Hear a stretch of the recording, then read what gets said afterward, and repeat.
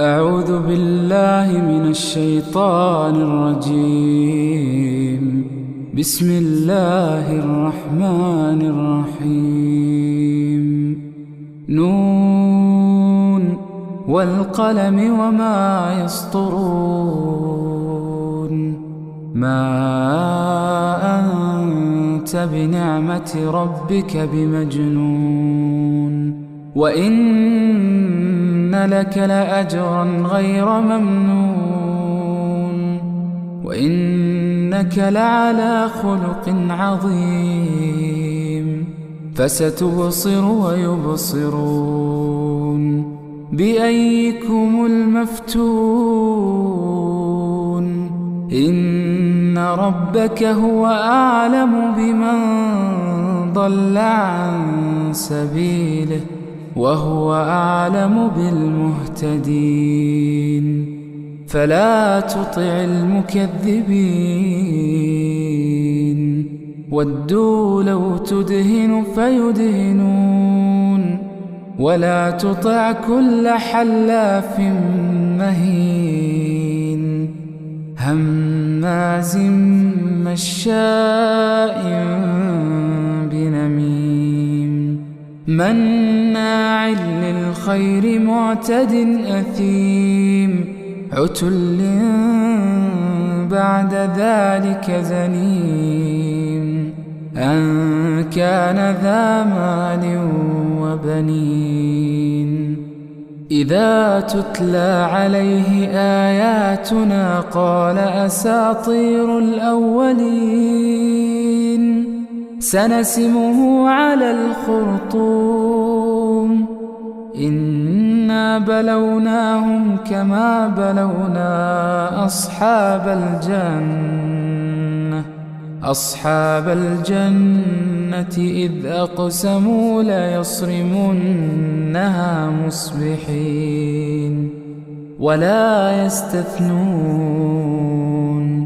فطاف عليها طائف من ربك وهم نائمون، فأصبحت كالصريم.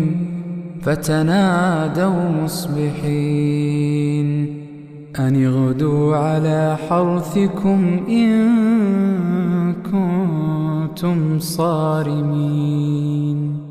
فانطلقوا وهم يتخافتون ألا يدخلنها اليوم عليكم مسكين، وغدوا على حرد قادرين. فلما رأوها قالوا إنا لضالون، بل نحن محرومون. قال أوسطهم ألم أقل لكم لولا تسبحون؟ قالوا سبحانك ربنا إنا كنا ظالمين. فأقبل بعضهم على بعض يتلاومون قالوا يا ويلنا إنا كنا طاغين، عسى ربنا أن يبدلنا خيرا منها إنا إلى ربنا راغبون.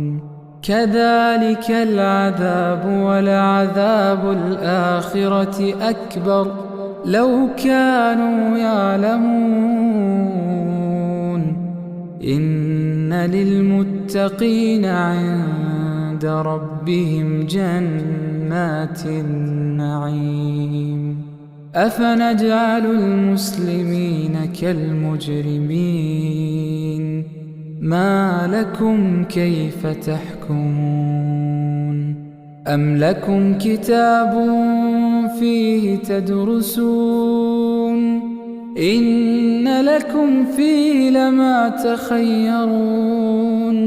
أم لكم أيمان علينا بالغة إلى يوم القيامة إن لكم لما تحكمون سلهم أيهم بذلك زعيم أم لهم شركاء فليأتوا بشركائهم إن كانوا صادقين يوم يكشف عن ساق